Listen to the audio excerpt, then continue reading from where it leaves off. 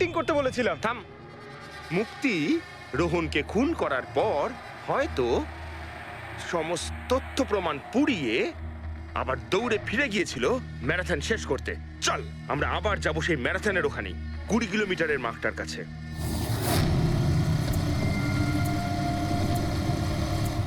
Stop ওয়াচে time দেখে নিন sir. 26 minute.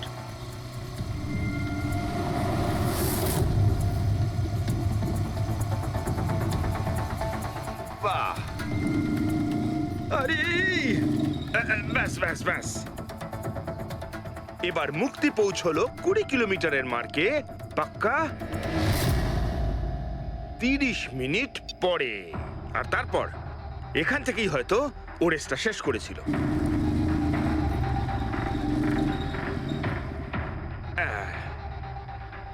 এবার শোন, গৌরব যদি খুন করে থাকে তাহলে ও রেসটা এখানেই ছেড়েছিল 10 আর 15 কিলোমিটার মার্কের মাঝামাঝি।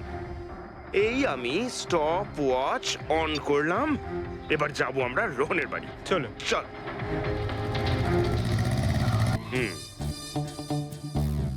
হ্যাঁ, একদম পুরো বিশ্বাস আছে আমার। Excuse me. এই ছা ছা ছা ছা ছা, আরে আরে আরে মরে যাবো তো। চল।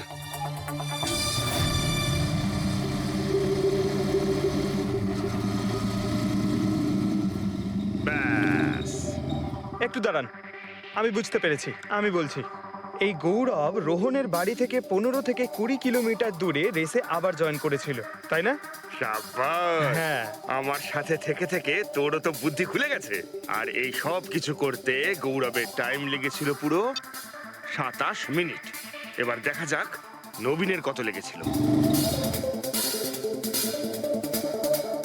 এবার যদি নবীন খুন করে থাকে তাহলে ও নিশ্চয়ই এখান থেকে গেছিল, যেখানে ও পড়ে গেছিল। এই আমি স্টপ ওয়াচ অন করলাম। এবার যাওয়া যাক রোহনের বাড়ি। চল। চলুন স্যার। ওকে।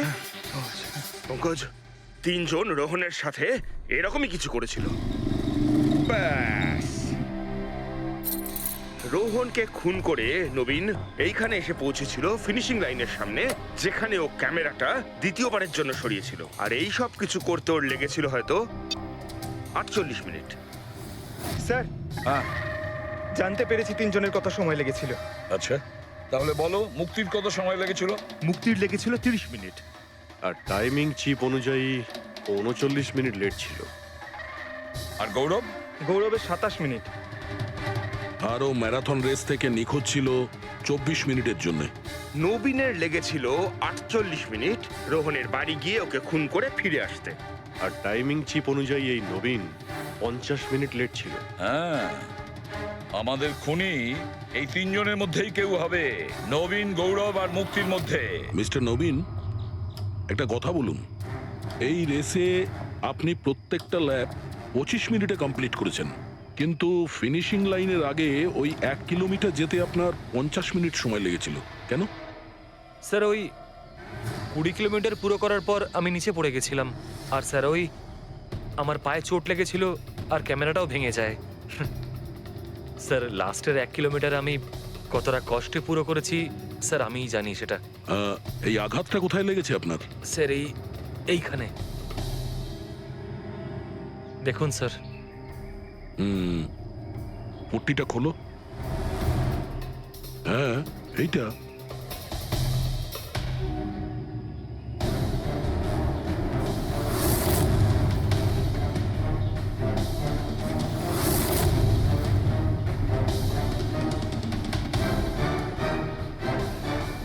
স্যার, এবার আপনার বিশ্বাস হয়েছে যে আমি কোনো দোষ করিনি? নির্দোষ যদি হও এত ঘাবড়ে যাচ্ছ কেন? ঘাম হচ্ছে, অনেকটা নার্ভাস লাগছো তুমি। হ্যাঁ, মাটি কেন লাগিয়েছিলে ক্যামেরাতে? জানি না, ভুল করে লেগে গিয়েছিল। ভুল করে? 15 থেকে 20 কিলোমিটার ধাপও ভুল করে ছেড়ে দিয়েছিলে নাকি? আমি তো কোনো ধাপই ছাড়িনি, সমস্ত ধাপই পুরো করেছি। কিন্তু টাইমিং চিপ তো অন্য গল্প বলছে। টাইমিং চিপ খারাপও তো হতে পারে। আপনি একজন মেশিনের উপর বিশ্বাস করবেন নাকি একজন জীবন্ত মানুষের উপর? আচ্ছা, তোমার গোপ্রো ক্যামেরাটা কোথায় গেল? তুমি তো ওদের ওটা ফেরত দাওনি। ওটা তো হারিয়ে গেছে স্যার। হারিয়ে গেছে?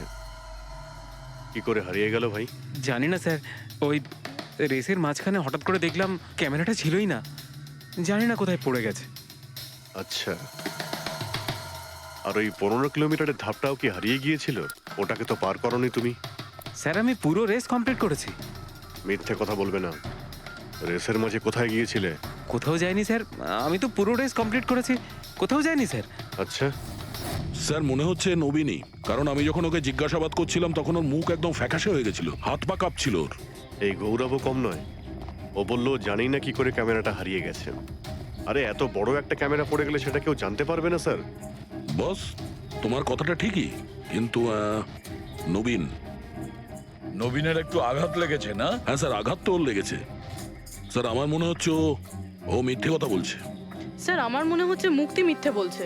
ও জেনে শুনেই ক্যামেরায় মাটি লাগিয়েছিল, কারণ নিশ্চয়ই এমন কিছু আছে যেটা ও আমাদের থেকে লুকোতে চাইছে। হ্যাঁ, এটাও হতে পারে, কারণ ক্যামেরায় যদি ভুল করে মাটি লেগে যেত তাহলে আরো সবার ক্যামেরাতে লাগতে পারতো ভুল করে।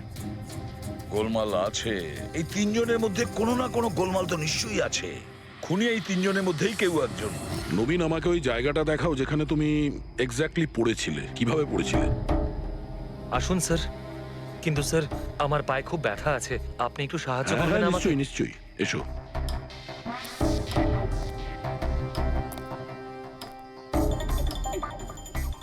স্যার আমি এখনো বলছি আপনাকে, আপনি নিজের টাইম ওয়েস্ট করছেন। এমনটা যেন না হয় যে আসল খুনিই পালিয়ে যায়।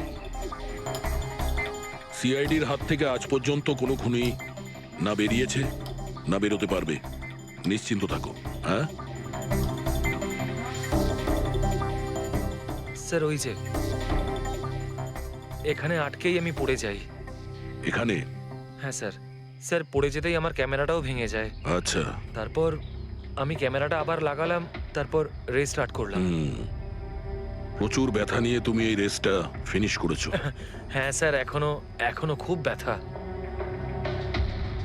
তুমি পড়েছিলে এইখানে, এই জায়গাটায়? হ্যাঁ স্যার, খুব ক্লান্ত হয়ে গেছিলাম তো, তাই খেয়াল করিনি, আর পা আটকে নিচে পড়ে যাই। আচ্ছা, রেস ফিনিশ করার আগে তুমি দ্বিতীয়বার ওই ক্যামেরাটাকে সরিয়ে দিয়েছিলে কেন? আচ্ছা, ওটা তো স্যার খুব গরম লাগছিল তো, তাই মুখটা ধোয়ার জন্য আমি ক্যামেরাটা খুলে ফেলেছিলাম, কিন্তু কিছুক্ষণ পরেই আমি আবার ক্যামেরাটা লাগিয়ে নিই। রেস তো আমি তারপরেই কমপ্লিট করেছিলাম। হ্যাঁ ঠিক আছে, চলো। স্যার কিছু তো বলুন, আমরা যাচ্ছি কোথায় আসলে? তোমার হারিয়ে যাওয়া ক্যামেরা খুঁজতে। স্যার কিন্তু এত বড় জায়গাতে আমরা খুঁজবো কি করে ওই ক্যামেরাটা? প্রত্যেক ক্যামেরাতে একটা চিপ লাগানো আছে, আর এই ম্যাপ বলছে তোমার ক্যামেরা এইদিকেই আছে। চলে এসো। ম্যাম, আমি সত্যি কথাই বলছি। সত্যি তো এটাই, তুমি 10-15 কিলোমিটারের মাঝে রেস ছেড়ে দিয়েছিলে, আর তারপরে রোহনকে মেরে দিয়ে এখানে চলে এলে, এই 20 কিলোমিটারের মার্কে চলে এলে, কারণ তুমি তো জানতে এখান থেকে তোমাকে কোনো খেলোয়াড় দেখতে পাবে না। সব খেলোয়াড়রা তো তখন পিছনে। সব মিথ্যে। আপনি আমার কথা বিশ্বাস কেন করছেন না?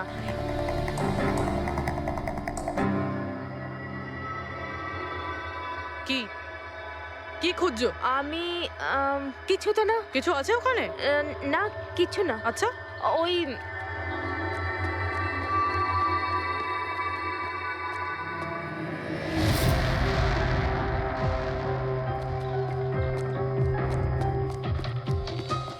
ও তো তুমি সাইকেলে করে গিয়েছিলে রোহনকে খুন করতে? আমি সত্যিই জানি না যে এই সাইকেলটা কার। তাই এক্ষুনি সব জানা যাবে যখন তোমার আঙুলের ছাপ এই সাইকেলে পাওয়া যাবে। হ্যাঁ ম্যাম, প্লিজ। হ্যাঁ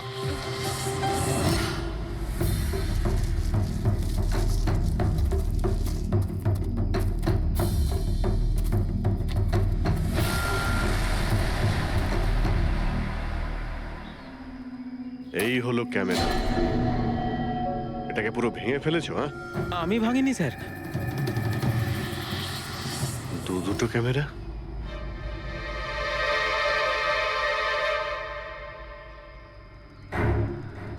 এই ক্যামেরাটা আবার কার? স্যার স্যার সরি, আমি আপনাকে মিথ্যে বলেছি স্যার, কিন্তু আমি আপনাকে সব সত্যি কথা বলে দিচ্ছি স্যার। বলো, তাহলে সত্যি বলার মুড হয়েছে তোমার? বলো। আসলে আমি এই জঙ্গলে না ড্রাগস নিতে এসেছিলাম, ওই গায়ের জোর বাড়ানোর ড্রাগস, যাতে আমার গায়ে শক্তি আসে আর আমি জোরে দৌড়ে এই রেসটা জিতে যেতে পারি। সেই জন্যই আমি ক্যামেরাটা ভেঙে দিয়েছিলাম। খুব ভালো মজা করো তুমি।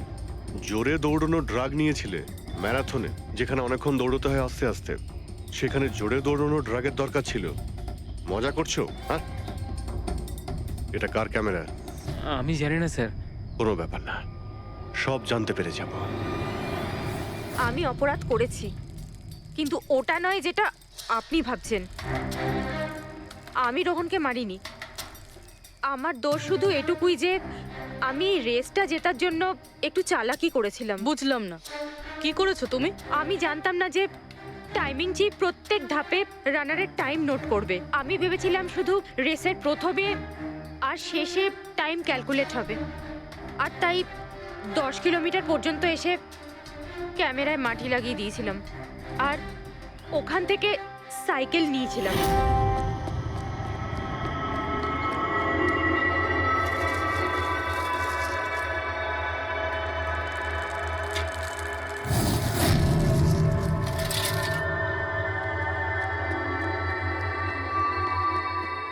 কিন্তু রেস শেষ হতেই সিআইডি ওখানে চলে এলো আর আমি ওখান থেকে সাইকেলটা সরানোর সুযোগই পাইনি। এত কিছু করেছো শুধু একটা রেস জেতার জন্য? আসলে অফিসে বেট ধরা হয়েছিল যে আমাদের ডিপার্টমেন্টে যে রেসটা জিতবে তাকে সবাই কন্ট্রিবিউট করে 5 লাখ টাকা দেবে। আমার টাকার খুব দরকার ছিল, তাই আমি...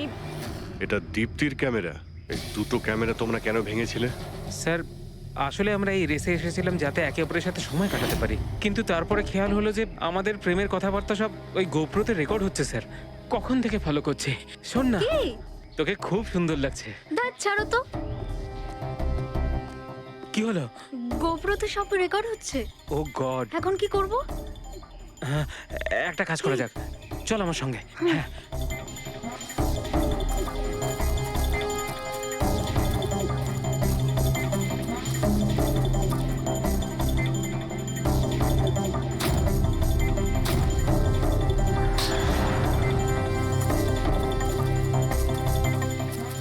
আরে তোমরা তো অদ্ভুত কাজ করেছো। আরে এতে তো কোনো সাউন্ড রেকর্ডই হয় না। তোমরা তো বোকার মতো কাজ করেছিলে। হয়তো কে দুটো ক্যামেরা ভেঙে দিয়েছো। কি স্যার, এতে কিছু রেকর্ড হয়নি? স্যার নবীন তো আমাকে ওই জায়গাটা দেখিয়েছে যেখানে ও পড়েছিল, কিন্তু কেন জানি না আমার মনে হচ্ছে যে ও মিথ্যে কথাই বলছে। আরে মুক্তি, স্যার মুক্তি বলেছে যে ও সাইকেলের ব্যবহার করেছে রেস জেতার জন্য। স্যার হতে পারে ও মিথ্যে কথা বলছে আর রোহনকে খুন ওই করেছে। আর গৌরব আর দীপ্তি, ওদের লাভ স্টোরির কি হলো? কতটা সত্যি? হ্যাঁ, ওরা সত্যি কথাই বলছে। ফোন রেকর্ডে দেখাচ্ছে দীপ্তি আর গৌরব প্রতিদিন 3-4 ঘন্টা করে নিজেদের মধ্যে কথা বলতো। স্যার একটা কাজ করি আমরা, আবার ম্যারাথন রেসের ফিনিশিং ভিডিওটা দেখি।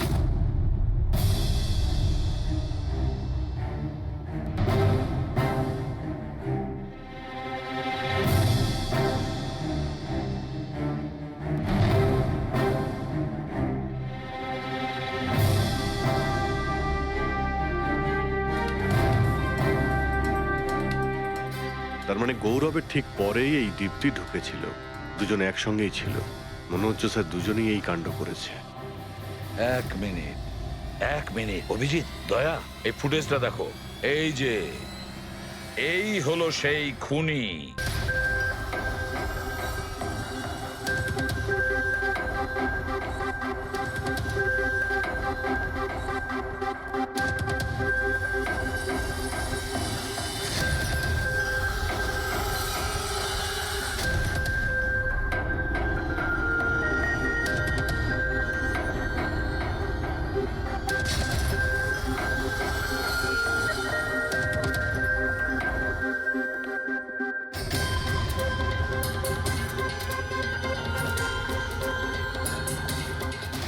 স্যার আমাদের এখানে কেন ডাকা হয়েছে? খুনির নাম বলবার জন্য।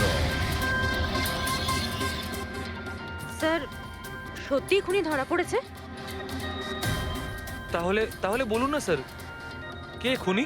আরে বলবো, একটু ধৈর্য ধরো। মুক্তি, 5 লাখ টাকার জন্য তুমি বেইমানি করেছো, 5 লাখ টাকার জন্য। আর গৌরব তুমি, হ্যাঁ? তুমি তো তোমার ভালোবাসা লুকোনোর জন্য বেইমানি করেছো। আর নবীন তুমি, চলো তোমাকে আবার দেখাচ্ছি, রেসের একটা পার্ট দেখাচ্ছি। খুব ভালো করে দেখো আর বলো কোথায় ভুল আছে, বলো।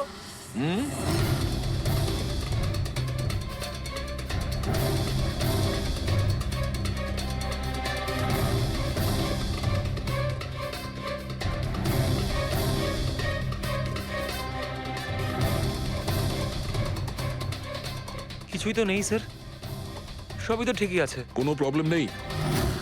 তোমার মনে আছে তুমি বলেছিলে যে ক্যামেরাটা দ্বিতীয়বার যখন তুমি সরিয়েছিলে তারপরে তুমি মাথায় জল ঢেলেছিলে? ওটা ওটা তো স্যার খুব গরম লাগছিল, তো তাই মুখটা ধোয়ার জন্য আমি ক্যামেরাটা খুলে ফেলেছিলাম। মিথ্যে বলেছিলে তুমি, নিজের মাথায় জল ঢেলেছিলে। অথচ যখন ফিনিশিং লাইনে পৌঁছলে তখন তো তোমার ভেজা অবস্থায় থাকার কথা ছিল। কিন্তু এই ফুটেজে আমরা কি দেখতে পাচ্ছি, তুমি শুকনো অবস্থায় দৌড়চ্ছ। হয়তো জল শুকিয়ে গেছিল। বর্ষাকালে অত তাড়াতাড়ি জল শুকিয়ে গেল, অদ্ভুত ব্যাপার। তাহলে নবীন, তোমাকে আরো একটা ফুটেজ দেখাই, এই গল্পের শেষ অংশ। বলো, এটা দেখে তোমার কি মনে হচ্ছে?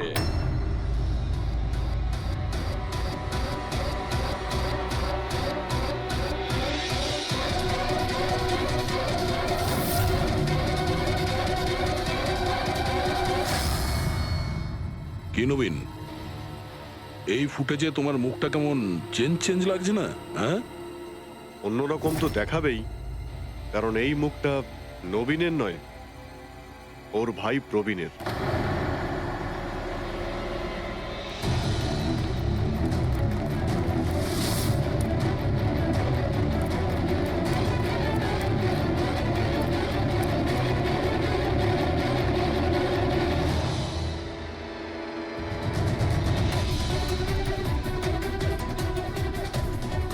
খুব বড় প্ল্যান বানিয়েছিলে তুমি, দারুণ মাথা খাটিয়েছিলে তুমি। প্রথমে 3টে এমপ্লয়ির ক্যামেরা বন্ধ করে দিয়েছিলে,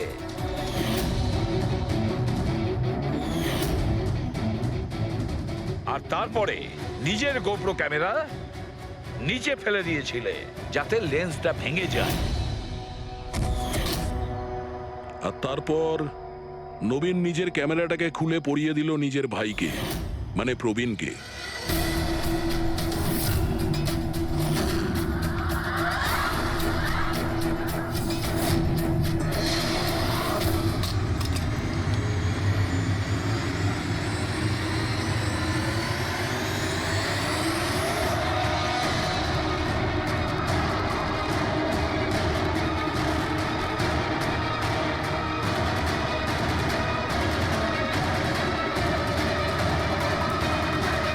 এই ক্যামেরা বদল করার সময় খুব একটা সময় ছিল না, তাই হতে পারে ওই টি শার্টে যখন কাগজটা লাগাচ্ছিল তখন সমস্ত ম্যাগনেটগুলো লাগায়নি, কিছু ম্যাগনেট নবীন নিজের পকেটে ভরে নিয়ে গেছিল।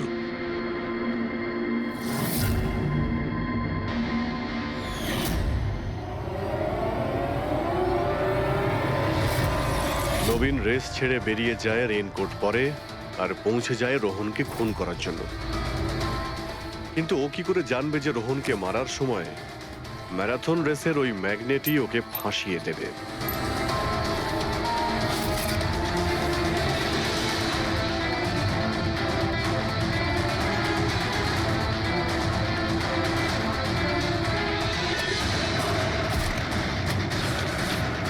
তারপর তুমি পুরো প্রমাণ নষ্ট করলে আর আবার এসে রেসে জয়েন করলে। ইচ্ছে করে নিজের পায়ে তুমি চোট লাগালে যাতে আমরা বিশ্বাস করি যে আঘাতটা সত্যি। আর তারপরে তুমি রেসটা ফিনিশ করো। তাহলে বলো। হ্যাঁ স্যার, আমি খুন করেছি রোহনকে। একদম একদম পারফেক্ট প্ল্যান ছিল, কিন্তু আমি কি করে জানবো যে আপনারা আমার থেকেও অনেক বুদ্ধিমান? প্রত্যেক অপরাধী এই ভুলটাই করে, কারণ তার মনে হয় যে সে আইনের চোখে ফাঁকি দিয়ে দেবে। এবারে বলো, ওকে কেন খুন করলে? তাড়াতাড়ি বলো। বিএনডি বিল্ড কোনে হওয়া প্রত্যেকটা গন্ডগোলের পেছনে আমিই ছিলাম। আমার জন্যই প্রত্যেকটা টেন্ডার কোম্পানির হাতছাড়া হলো। আর আমি যদি রোহনকে না মারতাম তাহলে ও আমার সমস্ত রহস্য খুলে দিত। তাই আমি লজ্জা লাগার কথা তোমার। যে থালায় খেয়েছো ওই থালায় ফুটো করেছো। আর সেই পাপ লুকোনোর জন্য তুমি রোহনকে খুন করে দিয়েছো। আইন তোমাকে কঠোরতম শাস্তি দেবে। আশা করি ততদিনে ফাঁসির অর্ডার এসে যাবে। নিয়ে যাও এদের।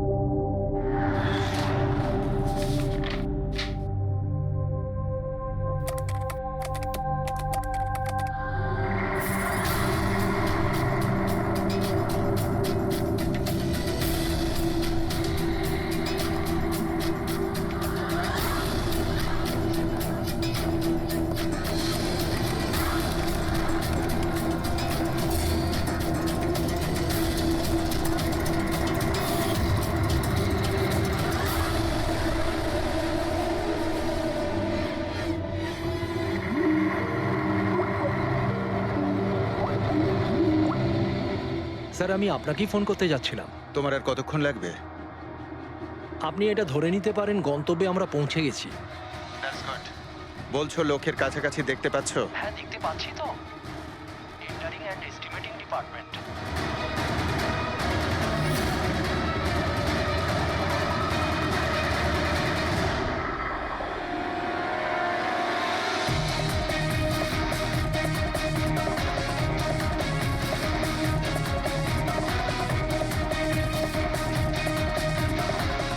আর ওই লোকটার নাম খুব শিগগিরই আমি আপনাকে বলে দেবো। Rohan, hello hello, Rohan.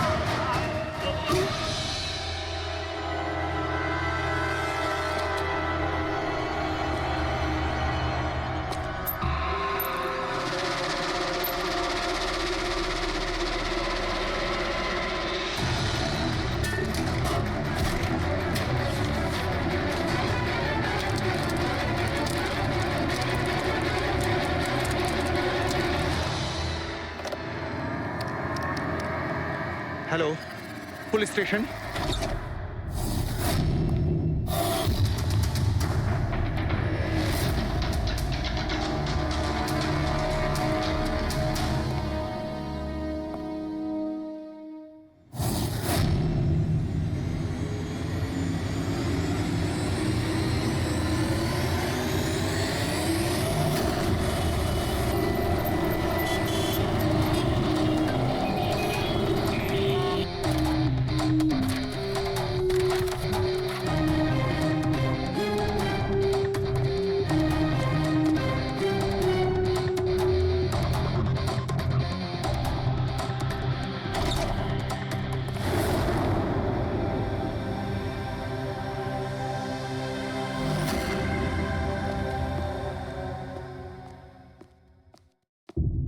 Good afternoon doctor Salunke. কি গুড আফটারনুন।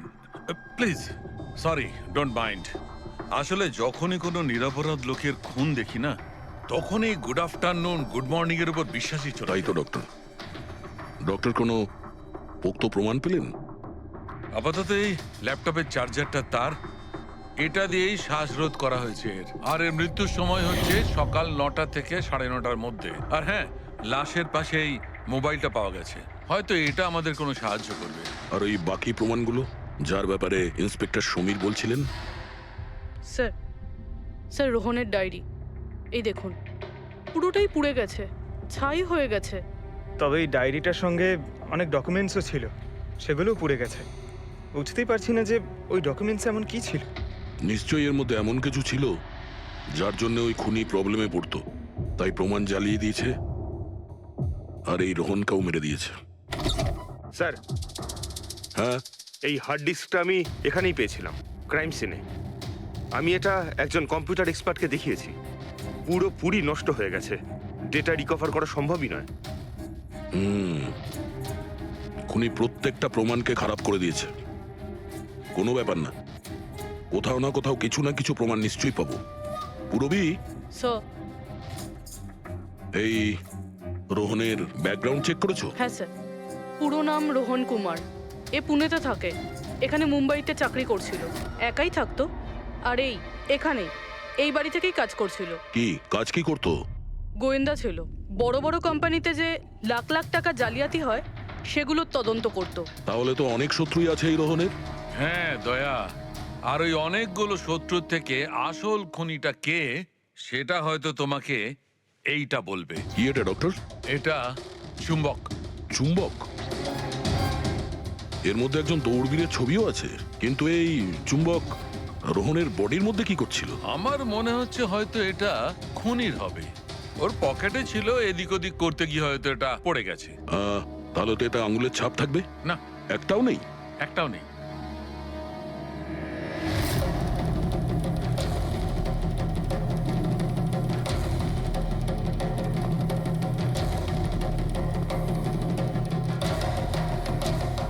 খুনি মনে হয় এখান থেকে এসছে।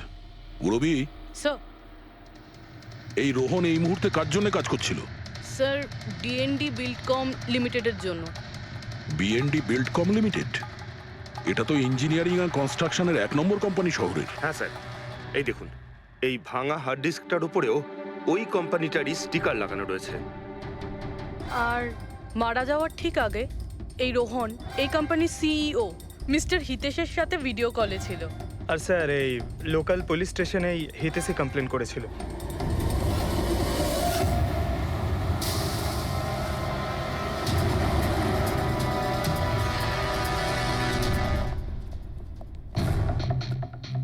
এটা কি এত বড় অফিসে শুধুমাত্র একজনই লোক ছিল নাকি? মনে হচ্ছে স্যার ইন্ডিয়ার ম্যাচ দেখার জন্য সবাই বাড়ি চলে গেছে। আচ্ছা, আজকে ইন্ডিয়ার ম্যাচ আছে? স্কোরটা কি হলো? কোহলি সেঞ্চুরি করতে যাচ্ছে। কি বলছেন স্যার? আপনি কি করে জানলেন? বাইরে ওয়াচম্যান কমেন্ট্রি শুনছিল। ইনভেস্টিগেশন করতে এসেছি, চোখ কান খোলা রাখতে হবে। স্যার, হিতেশের cabin. Mister Hitesh, hi, CID. Please বসুন। আমি আপনাদেরই অপেক্ষায় ছিলাম। শুরু থেকে বলুন সবকিছু। 6 মাস আগে আমি রোহনকে কাজে রাখি। গত 5 বছর ধরে আমাদের কোম্পানিতে যে লোকসান হচ্ছে তা আগে কখনো হয়নি। কি ধরনের ক্ষতি? লোকসানের লিস্ট তো বলে শেষ করা যাবে না। যে টেন্ডারগুলো আমাদের কোম্পানির পাওয়া উচিত ছিল সেগুলো হাত থেকে বেরিয়ে যাচ্ছিল।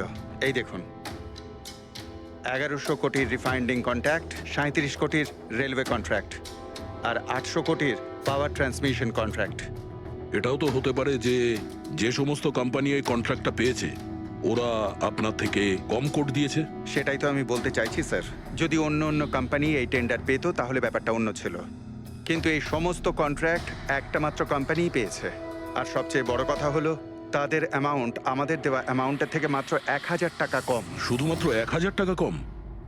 কোন কোম্পানি এটা? XPL infrastructure. XPL infrastructure? তাহলে আপনার মনে হচ্ছে যে আপনার কোম্পানিতে এমন কেউ বেইমান আছে যে স্যালারি আপনার থেকে নেয় কিন্তু কাজ এক্সপিএল এর জন্য করে? 100%। কেউ না কেউ তো অবশ্যই আছে।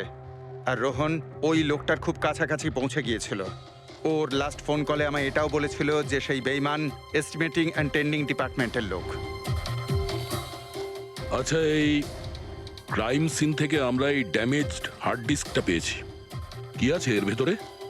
স্যার, এটা আমাদের কোম্পানির গত 5 বছরের CCTV footage, call logs, emails, আমাদের কোম্পানিতে কত এমপ্লয়িজ আছে, সমস্ত ইনফরমেশন এতে ছিল। তাহলে এর কপি নিশ্চয়ই আছে আপনার কাছে? আগে হ্যাঁ, আছে। আমরা ওটা আমাদের সঙ্গে নিয়ে যাব। শিওর।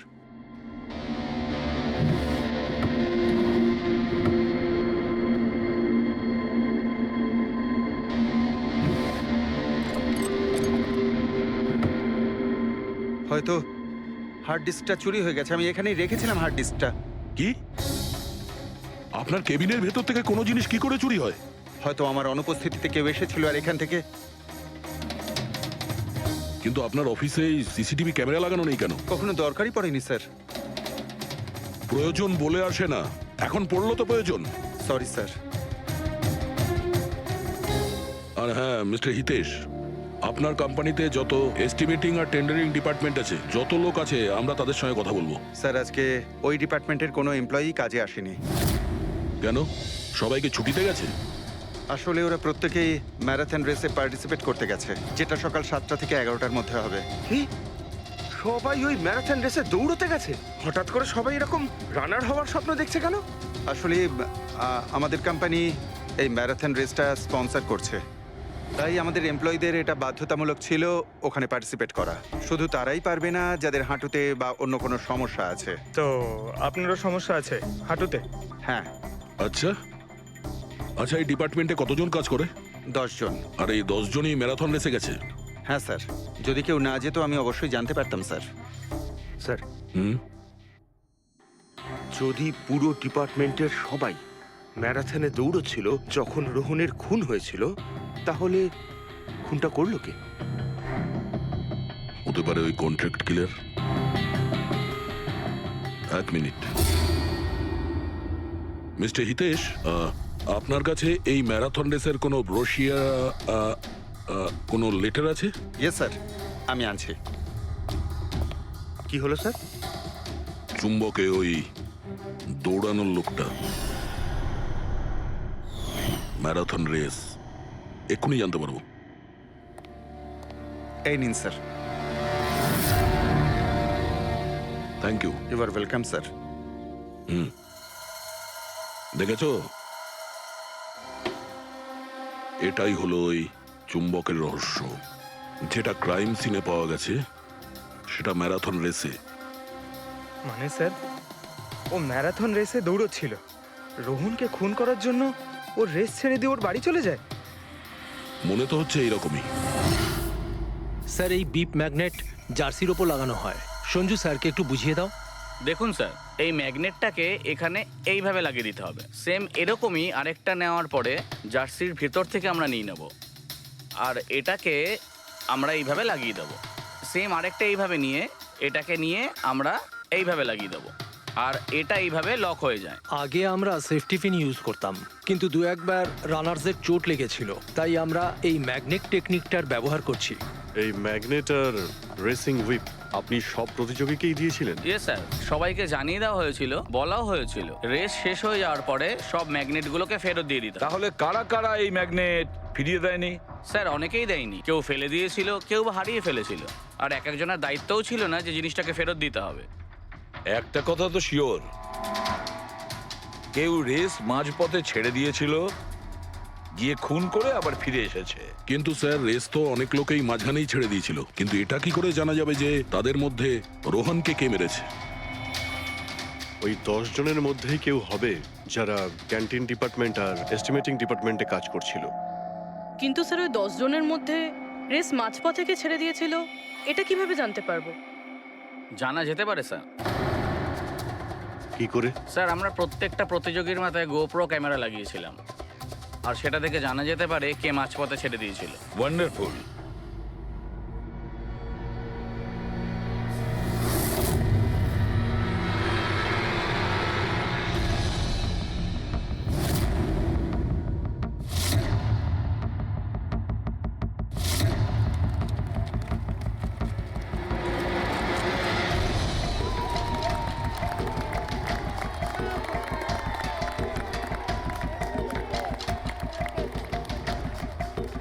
নবীন, এই রিশটা তোকেই জিততে হবে।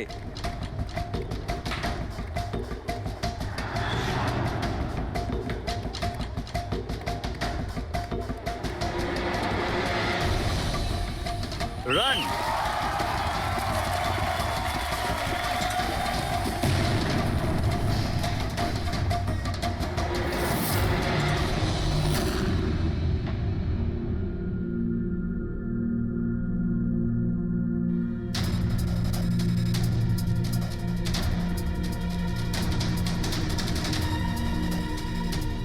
এই 4টে স্ক্রিন, এগুলো ব্ল্যাঙ্ক কেন?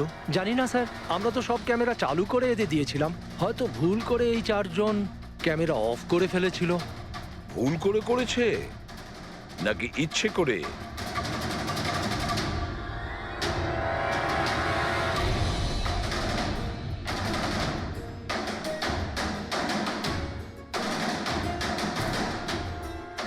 এদের মোটিভটা কি বুঝে উঠতে পারছি না, এরা কি করতে চাইছিল।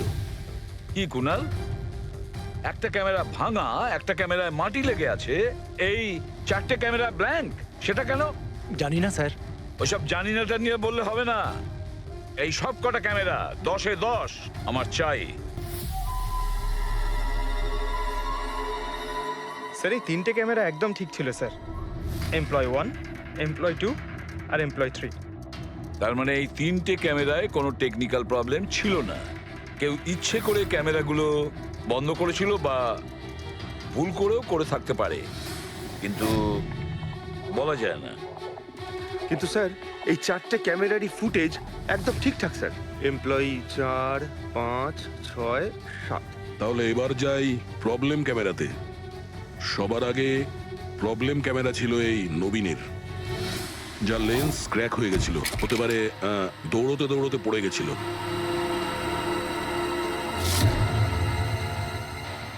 হ্যাঁ,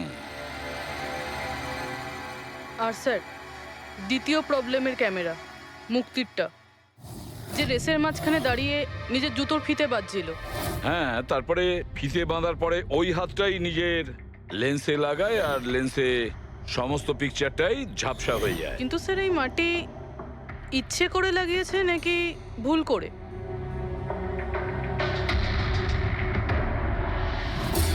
আরে 10টা লোকের তো 10টা গোপ্রো ক্যামেরা থাকা উচিত, এখানে তো দেখছি 9টা। গৌরবের ক্যামেরাটা কি হলো, সেটা কোথায়? স্যার ওই ক্যামেরাটা হারিয়ে গেছে, গৌরব ওটা ফেরত দেয়নি।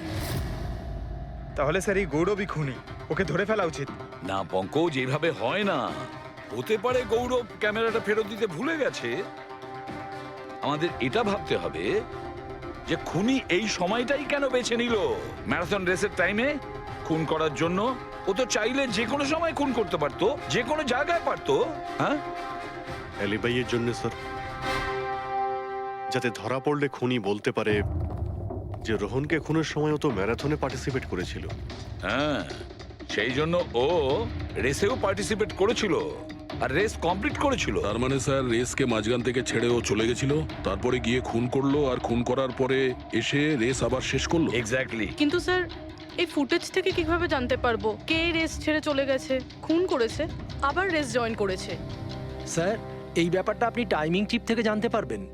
টাইমিং চিপটা আবার কি? আজকাল ম্যারাথন রেসে বিজেতা কে জানার জন্য আরএফআইডির ব্যবহার করা হয়। আরএফআইডি মানে রেডিও ফ্রিকোয়েন্সি আইডেন্টিফিকেশন। আগে হ্যাঁ। ও, এই টেকনিক থেকে একটা জিনিস জানা যেতে পারে যে একজন রানারের প্রত্যেকটা ল্যাব কমপ্লিট করতে কত সময় লেগেছে। RFID, radio frequency identification. Sir এটাই হলো চিপ, আর এটা রেসের ম্যাট, আর এটাই RFID টেকনিকে চলে। দেখুন স্যার। ও, তার মানে রেস শুরু হতেই যখন কোনো রানার এটা ক্রস করে তখন এর টাইমিংটা ওই মুহূর্তে শুরু হয়ে যায়। একদম স্যার, অফিসের কার্ডের মতন স্যার। ঠিক আছে, এটা তো বুঝতে পারলাম, কিন্তু এটা কি জানতে পারা যাবে যে কেউ রেস মাঝপথে ছেড়ে দেয় আর পরে আবার এসে জয়েন করে? এরও উপায় আছে স্যার। স্যার এই ম্যারাথন রেস 31 কিলোমিটারের হয়। এতে 4টে ভাগ, প্রথমটা 5, দ্বিতীয়টা 10, তৃতীয় 15, চতুর্থ 20। চতুর্থ পর্যায় থেকে ফিনিশিং লাইনের দূরত্ব কম করে 1 কিলোমিটার স্যার। তার মানে সব মিলিয়ে 6টা প্যাড, স্টার্টিং লাইনের প্রথম প্যাড আর ফিনিশিং লাইনের 6 নম্বর প্যাড, মাঝখানে 4টে থাকছে, 4টে ধাপ, 4টে প্যাড। যখন কোনো প্রতিযোগীর পা ওই প্যাডের মধ্যে পড়ে তখন আমরা বুঝতে পারি ওই রানার কত টাইমটা নিয়েছে। তাহলে কে রেস মাঝপথে ছেড়েছিল আর কে ছেড়ে যায়নি এটা জানা গেলে এটাও জানা যাবে যে একটা ধাপ থেকে আরেকটা ধাপে যাওয়ার সময় কোন রানারের সব থেকে বেশি সময় লেগেছিল। সবকটারই টাইমিংটা চেক করতে হবে। জানা তো যাবে সে কে যে মাঝপথে রেস ছেড়ে আবার জয়েন করেছে। পুরবি,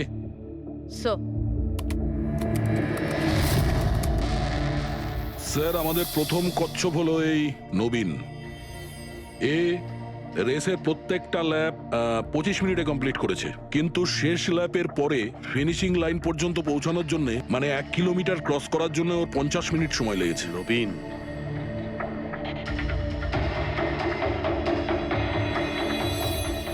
আর স্যার এই মুক্তি, এর টাইম তো রেকর্ডই হয়নি।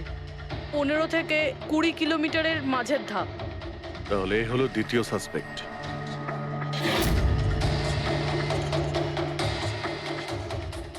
মুক্তি। আর এবার এই গৌরব, এ তো 15 কিলোমিটারের ধাপই বের হতে পারেনি। তাহলে এই হলো আমাদের তৃতীয় সাসপেক্ট। স্যার বাকি সবার টাইমিং তো মোটামুটি ঠিকঠাকই আছে। তার মানে এই খুন এই তিনজনের মধ্যেই কেউ করেছে, মুক্তি, নবীন আর গৌরবের মধ্যে। যদি নবীন খুন করে থাকে তাহলে সে রেস ছেড়েছে 20 কিলোমিটার আর ফিনিশিং লাইনের মাঝপথে। পেড্রিক, পঙ্কজ, বাইক নিয়ে যাও, এবার স্পিডে যাবে ওই রুটেই। আর খেয়াল করো যেখানে ওই তিনজন যেখানে রেস ছেড়েছে সেখান থেকে রোহনের বাড়ি কতটা দূরে আর কত সময় লাগবে